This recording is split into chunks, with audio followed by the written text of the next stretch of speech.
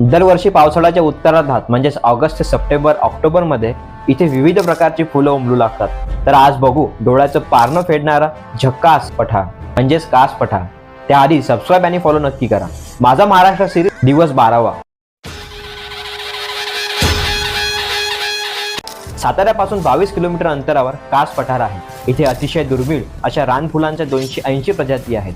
वेली, झुडपे आणि इतर प्रजाती धरून एकूण 850 प्रजाती आहेत। 59 सरपटणाऱ्या प्राण्यांच्या प्रजाती आहेत। एकंदरीत जैवविविधतेने संपन्न असे हे कास पठार आहे। हे दुर्मिळ वैशिष्ट्य जपलं जावं म्हणून 2012 साली युनेस्कोने जागतिक वारसा स्थळ यादीत कास पठारचा समावेश केला। साताऱ्याला खरं तर निसर्गाचा वरदहस्त लाभलेला आहे। तापोळा, महाबळेश्वरचे जंगल, प्रतापगड, वाजराई धबधबा, पाचगणी टेबल लँड आणि कास पठारच्या तुलनेत जरा दुर्लक्षित बांबवली पुष्प पठार कास पासून 3 किलोमीटर अंतरावर आहे। हे उन्हाळ्यात कोरडफट असणाऱ्या बांबवली पठाराचं रूप सप्टेंबर मध्ये पूर्णतः पालटून